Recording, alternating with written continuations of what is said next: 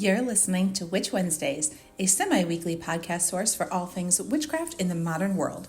Join your host, Steph, on Wednesday mornings to chat about seasons, Sabbats, and all new witchcraft topics to help you make your life more magical.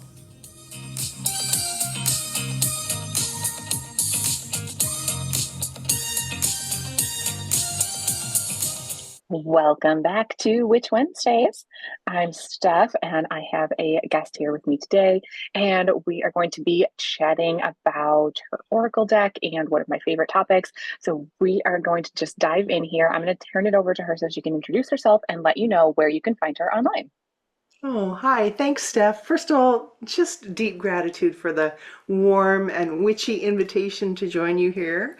I'm really excited to have a conversation about the Council of Horses and horses in general. My name is Sandra Wallin, and I live just outside of Vancouver, British Columbia in Canada, which is where you could find me in the physical sense of the word. And in terms of online, my website is Chiron's Way, as are my Instagram and Facebook pages. And Chiron is Chironsway, Chiron after the centaur. And for me, when I first was going about trying to find a name for my business, which very much integrates the wellness and the company of being with horses into the human condition, I just thought, oh, a centaur would be a beautiful symbolism for that. But goodness sakes, so many of the centaurs were considered to be quite unruly folk. And then I came across the myth of Chiron, who was a polymath and a teacher of heroes and known as the wounded healer, the father of the alternative healing arts. And it just like, whew, it just dropped in the name. So he actually, even though you might consider him to be a myth, has been a really profound teacher for me over the years. I love that. What a great story to how that name came about. My only familiarity with the myth is reading the Percy Jackson books. Oh, yeah, those are great books. They are. I really enjoyed them. So yes, obviously he is a prominent character in those. Well, I am very excited to chat today. You are talking to a fellow horse girl. I have mentioned that on the podcast before. That was me growing up. I was a horse girl. We're a different breed, but We are a great breed. We are. Yes, we're special. I know people make fun of horse girls, but I absolutely love horses. So let's dive in. Tell me about this Oracle deck that you created. Oh, this has just been a journey of love for sure. The horses have been in my dreams. In fact, I used to dream I was a horse ever since I was a little girl. And we just couldn't afford to have horses growing up. But I always found a way, a creative way of being with them. And it mainly involved cleaning stalls. I'm sure that as a horse girl, you have an association with mucking stalls and cleaning out Oh paddocks yeah. to spend time with horses.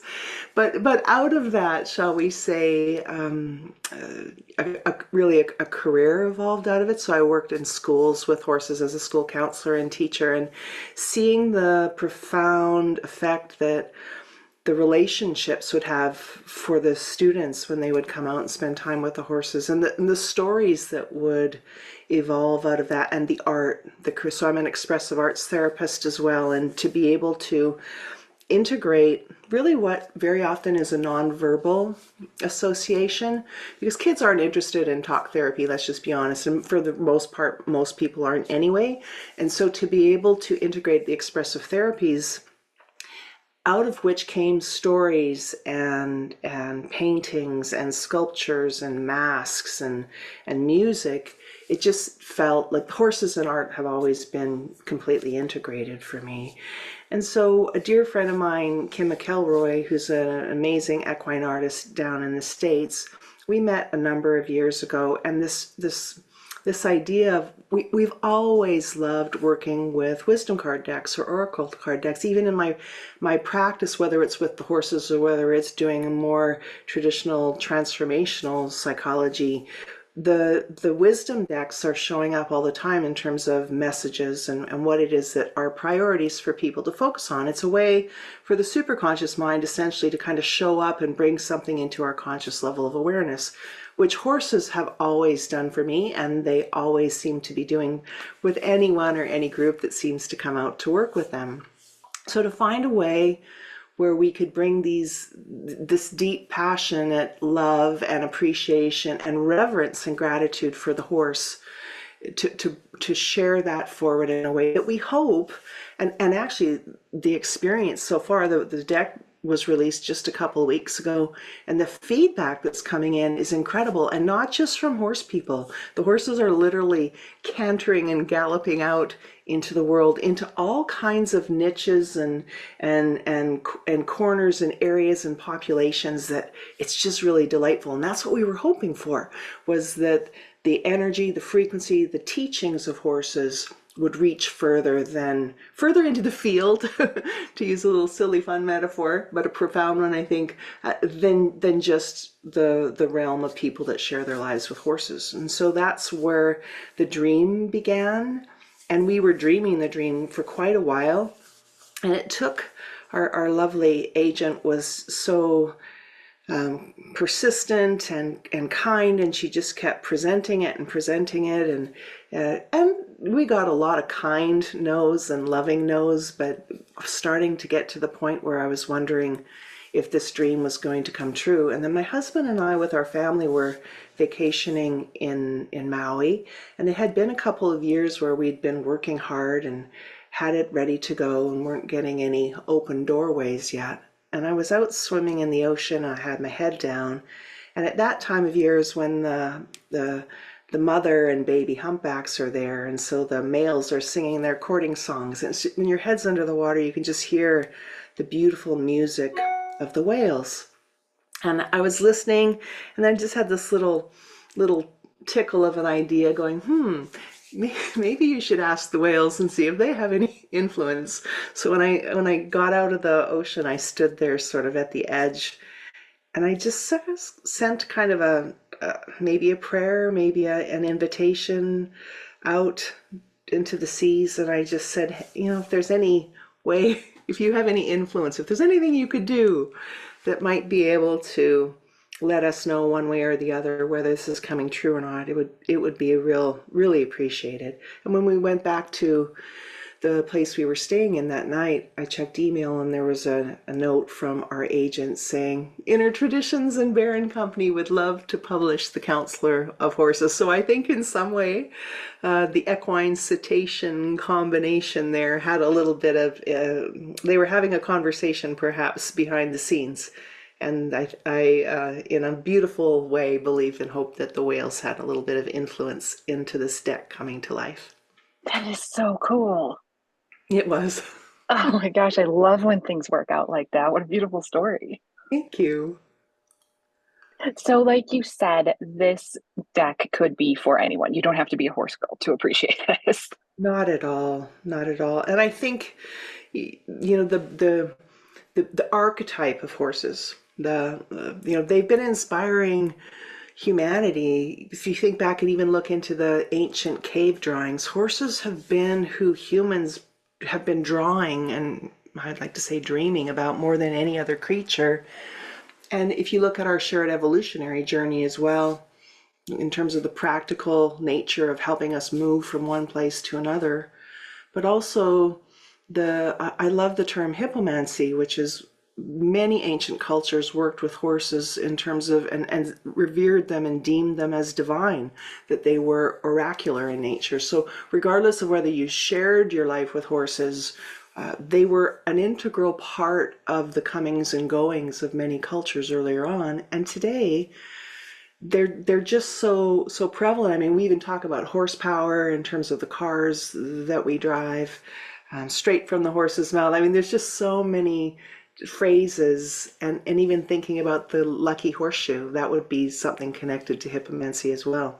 So they're just prevalent and part of who we are. And I believe, if I share a little story, that regardless of whether we have a palpable connection with them, we share our lives with them, or whether they're just something that we've read about or see from afar. I did a shamanic journey with some friends many years ago when we were teaching a workshop here on Salt Spring Island, which is just off the coast of Vancouver. And it was an equine guided workshop, and we were asking the participants to journey to explore the question around why horses have offered themselves to humanity, because they have been so kind and so patient. When you think of all of the trials and tribulations they've gone through with us, or that we have put them through, the cruelties that we have put horses through, they still are here standing with us, and they're present with us, patient with us.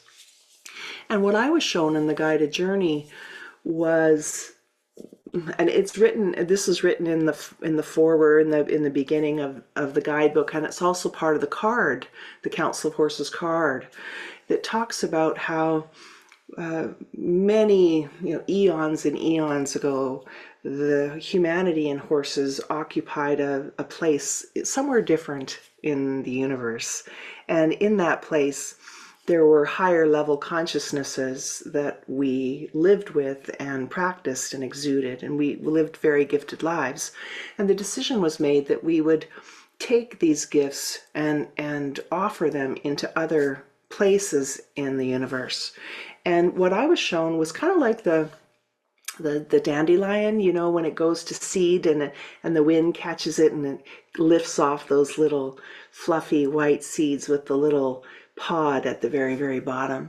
And that horse consciousness entered into one of those seeds and human consciousness entered into another. And as we drifted throughout the celestial winds, landing here upon this planet we share now, between there and here, horses remembered what that sacred contract was. So when they evolved here on this planet, that memory, that consciousness, that awareness was present still. It was maintained. But for humanity, we lost that. We kind of got jostled about a little bit, you might say. And on the distance between there and here, we forgot that vow that we made with horses, that vow that we made to sacred consciousness. And so the summation of that is horses have remembered and we have forgotten. This is part of our alliance that we made with each other, is that they are going to stand present and with us, helping us remember their divine nature, but also remembering ours as well. I really appreciate that. And I just wanted to say, it came across as you were talking about that, but something that comes across in the guidebook as well is you have such a great storytelling style. Oh, thank you. I just wanted to mention the way that you speak about horses, and it absolutely comes across in the stories that you tell in the guidebook and explaining the cards and the horses that were in your own life. Like, that's such a great storytelling aspect that goes along with it. Oh, that's great to hear. Thank you. It's really that's what we hope. We want the artistry of the images to come across and to grab hold of people, because we know that an image or a picture speaks more, louder than words, or 1,000 words, so to speak, the old saying. But the stories, I'm a storyteller, and I've always one of my favorite things is being read to or told stories, and listening to podcasts like yours, Steph. The stories that your guests are telling, I just get wrapped up and caught up in good storytelling. So it was important. And there's a card in the deck actually called the Storyteller. So it might be fun, if you haven't come across that one yet, to have a little peek at that when you have a moment. And storytelling is an important part. Yeah, and I really appreciate that, because I always, when it comes to tarot cards, oracle cards, I love the guidebooks that come along with it, because I am really one that communicates more through like words, writing, reading.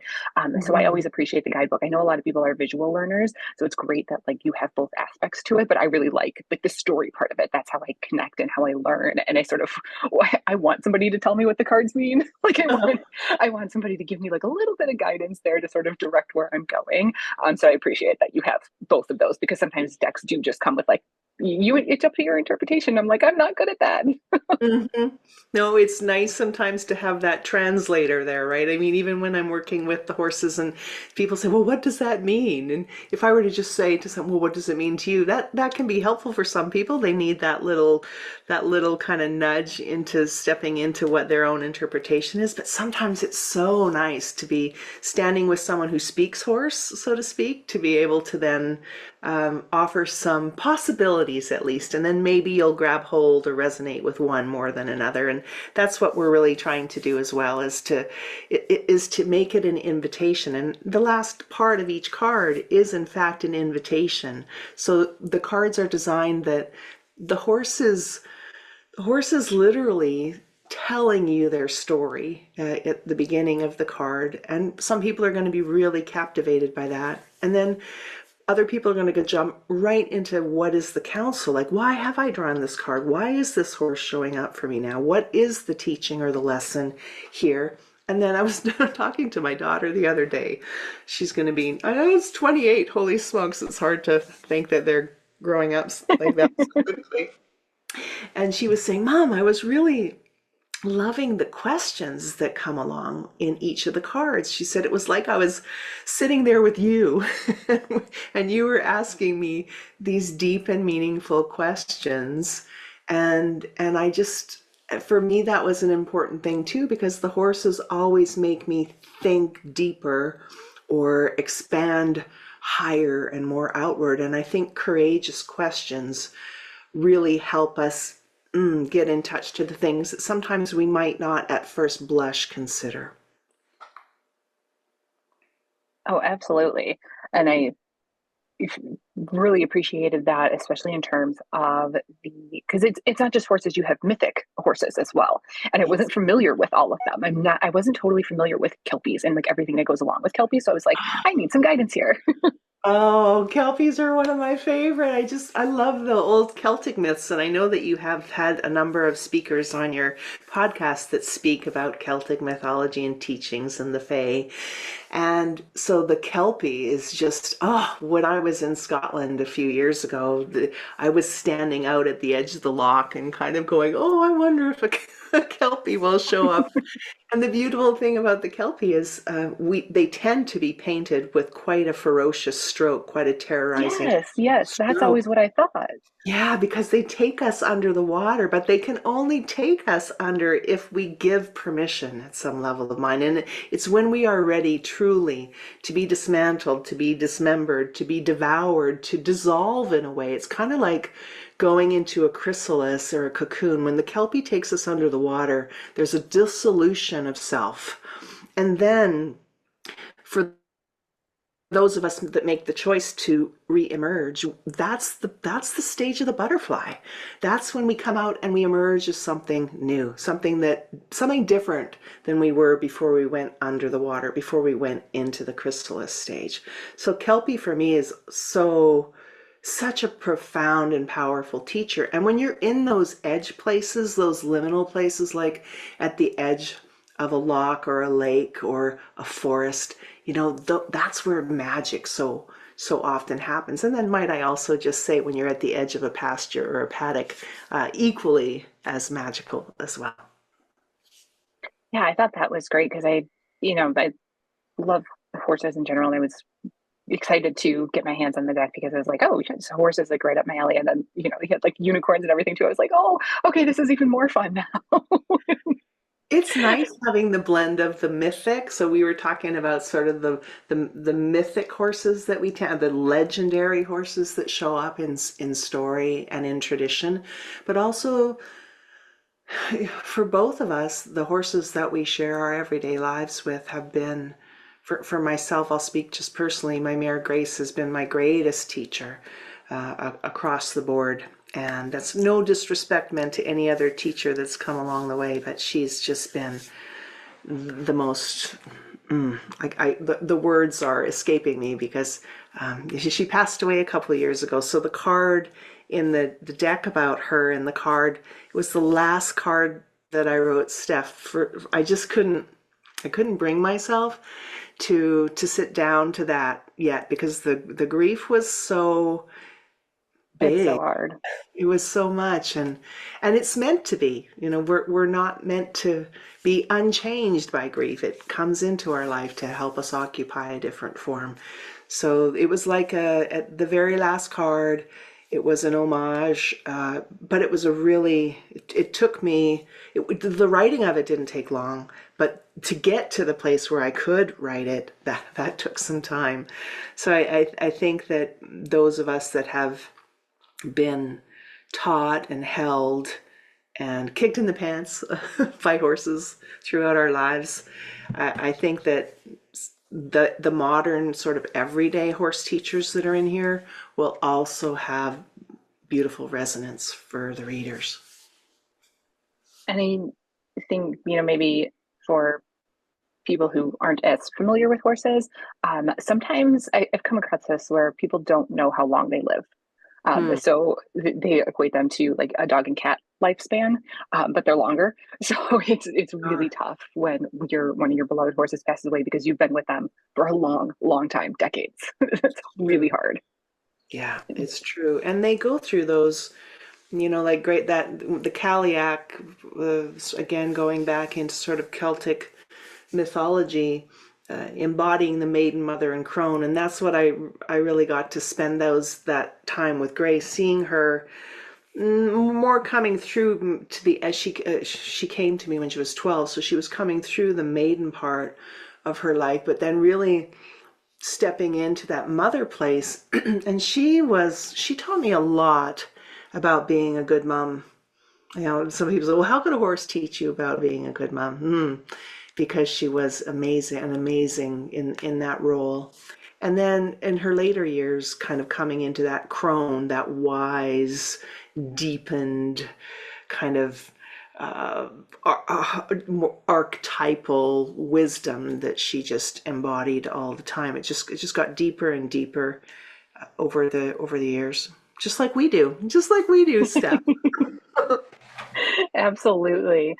Yeah, I think that is beautiful. Anyone who doesn't think a horse is a good mother, I dare you to try to touch one of their babies. Oh, there you go. The dragon comes out then. Oh yes, I've definitely seen how we have horses on a farm in Kentucky, and they might have loved me for the last 8 years, and I've been like their person, but they have a new baby now. Like they will bite my hand off if I like go in there too close, too fast. Like you gotta, earn that trust with their baby. They're very protective. It's true. So yes, they are excellent mothers. Just something that like it comes so natural, and I think maybe humans tend to overthink. Yeah, There's the horses are they're certainly much more instinctual when it comes to that. I was just out on Sable Island a couple of weeks ago, which is this. Have you ever heard of Sable Island? I have not. It's this little sand atoll off of the coast of the Grand Banks of Nova Scotia. So it's way out in the middle of the ocean. There's nothing else out there. Oh. And some people believe that the horses that lived there were shipwrecked, and others that the Acadian people that were sort of persecuted in the eastern coast of Canada went to colonize that quote unquote island, but it's really just a little sand atoll with dunes and some grass growing on it. So there's horses that have been living there for a few hundred years that have acclimated and become feral, but they have no natural predators, except to what you're saying about the competition for the mares and the foals. So it was really interesting to see this mother nature that you were just talking about show up in the mares, and then seeing the competition happening amongst the stallions so there's 400 to 500 horses that live there on this itty bitty little slip of land, and it was just magical to see horses in that environment, because we're so used to seeing horses that are in a domesticated environment tends to be how we get up close and personal with them in modern times. But to really truly encounter wild herds is it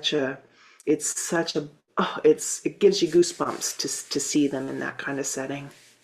Oh, but it's so beautiful out there. It was amazing. Well, I would love to ask you, I know that you are obviously very busy with your successful business and creating your deck. But I would love to ask you what a standard sort of day or week in your life, in your practice looks like. What are some of the things that you do regularly, whether that involves horses or not? Oh, yeah. Well, of course, every day involves going out to pick up the manure. So, that's just the gift that keeps on giving. It It doesn't sure is. it doesn't matter. And there's something really, people might chuckle at this, but there's something really grounding and beautiful about that. And when I'm out there working with the horses, the morning starts off feeding them and picking the paddocks.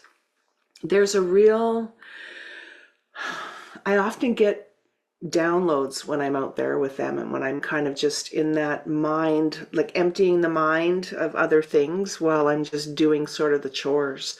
And I get really a lot of guidance and insight when I'm out there in that way, or when I'm out there just sitting with them. I created a little sort of mini Stonehenge in the center of the paddock, and I'll often go sit on the rocks out there while they're meandering or snoozing. So spending time with the horses every day, even when it's pouring, because I live on the wet coast. So even though it's pouring like it is today, I'll always just go in after I'm finished chores and sit in the manger with them.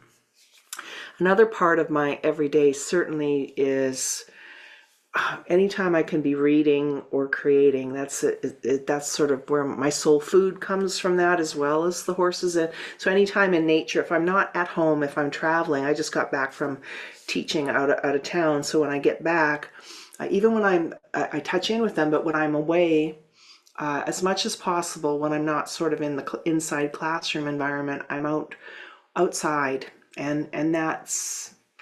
I love the wind and the water. I like being at places where the wind and the water meet, so along the shore, at the edge, or along the coast. So being here in Vancouver, I was just in Lackawanna and Washington, and then being out at Sable Island and in Nova Scotia, those edge places, they always call to me, or the edge of the forest, being able to walk through the big sentinel trees. So I think even from when I was a little girl, especially when I would be getting in trouble or in arguments with my mom, especially, heading outside and being in the company of nature, leaning against the trees, or here the big cedar trees with their long branches. When I was young, you could just swing on the branches. It was just like, kind of like became my babysitters in a way. I would go and spend time outside as much as possible. And I love writing, and I love creating, and I love teaching. Teaching is a big part of my life. So when the weather is nice, I do teach equine guided learning and wellness. I teach people how to do the work that I do. But I also teach a class based in the biology of belief, which is Bruce Lipton's work. And that takes me, the horses and that program inspire or have inspired invitations for me to travel and teach. So travel is a really beautiful and important thing for me. I've been so blessed to be able to travel the world, and so exploring different cultures, being in different sacred sites it's just captivating for me. I taught in the old city of Jerusalem literally at the end of February 2020, and then I went and taught in the deserts of Jordan. So I flew home from London on March the 13th. I was literally kind of trapped in the desert just as the walls of the world were starting to come down. So those adventures and being able to use my mindset, I think I said to you when you asked me a couple of questions, I love that quote. I love quotes too. I love reading, and I love the quote by Tolkien, who talks about not all those who wander are lost. And I just kind of adapted it because I like that too in terms of my mind. And maybe it's because that my Gemini nature, it's true. I'm always thinking about things from multiple perspectives through my multiple personalities. Maybe you could say it that way. And so this idea that I just adopted, I went, not all minds that wander are lost. I love being curious, and I love exploring new things and new ideas, and I'm just voracious in terms of learning. And then I love to share what it is that I've learned, and I think that's what the horses have taught me, at least in the field of equine guided learning, is they're my teachers, and then they're asking me to take forward what they've shared with me so that it can be brought out into the world, maybe into places that they can't necessarily get to. And I think that's part of the beauty of the Council of Horses, this oracle, is that it can reach out further afield than to people that don't necessarily get to spend the physical lives with horses. Yeah, I think that's an excellent point, that it would be such a good resource for people who can't connect physically with horses to be able to connect with them, like on the page, on the card, in this like liminal space. I think it's perfect, which leads me into my final question for you is, for somebody that either has not like worked with horses too much and it's going to be picking up this deck for the first time, do you have any advice that you would like to give to beginners? Oh, yeah, for sure. Read the entrance to the guidebook, because it talks about, if you are a beginner or even if you are an expert, to kind of cast aside any preconceived notions about what we think oracle decks or wisdom decks or guidance cards are, and really just kind of come to it in a beginner's mind kind of place, and let the horses approach, and trust too that one of my beautiful mentors, Barbara Rector, she would talk about this term called con su permiso, which means with your permission. And it's a mutual choosing. So as much as we're drawing a card, or we're choosing a card, or we're paying attention to the beauty in the art, or we're noticing the way the language envelops us, that's certainly part of it. But equally in that equation, the horses have chosen and selected us too. So when I think about going out to work with a herd of horses, I'm paying attention to which horse draws that person to them, but also in turn, which horse is drawn to that person. It's not always the same. Sometimes people are going to be, pardon me, captured by the beauty of a horse, and they are completely ignoring the horse that has meandered over and is standing beside them. And so Tank, who's in the deck, he's one of those sort of subtle sweet loves that meanders on over, and someone will be looking at Zen, who's the big black flowy mountain of majesty, and they're watching him move, and they think, oh, my heart is quickening as I'm looking there. But then the deep love, the steady love, comes on over and is right there with us. So always paying attention, using your horse vision, I guess, could be a way of saying it. So we tend, as humans, tend to be pretty tiger focused. So if you're going to come in to work with horses or spend time with a deck, think also about using your peripheral frame of reference, using your horse vision, taking in the wide view, and notice the things that are maybe at the edge of awareness as opposed to just the central focal point. That would be a piece of guidance that I would offer. And mostly, have fun, be curious, play with the cards. There's a number of spreads, and I'm really excited about the spreads that I wrote in here, the different examples of the way that they are. So there's a number of different, I think, unique types of spreads. So read through the spreads and see which one calls to you, and then pull cards according to what the guidance or the leadership of the spread is, and see what horses want to dance into your life, and just to be curious, just to be in a place of gratitude, and to just welcome them into your learning and into your life. I think in a playful way is. And that doesn't mean that the lessons are always going to be playful. Sometimes, like you said, the kelpie, a little less playful maybe than the crack horse, but still the messages that come through are always spot on. They're always exactly what we need to hear in the present moment. And just like working and being with real horses, they tend to access, awaken, and actualize the places in us that most need to be tapped into or tuned into, and the dreams in us that most need to be dreamed and awakened. I think that is such excellent advice and a great way to approach this deck, listeners, once you get your hands on it. And I will have everything that we talked about linked. So in case you want to check it out and get the deck for yourself, everything will be in the show notes as always and over at witchwednesdays.com. So thank you so much for spending time with us today and sharing all your expertise and just chatting about horses in general, which is so much fun for me. I really appreciate you being here. It was a pleasure to be with you and with your listeners. Thanks so much for welcoming me into the herd. I appreciate it. We are very excited to have you here. And listeners, that is everything that I have for you all this week. I will see you all next week.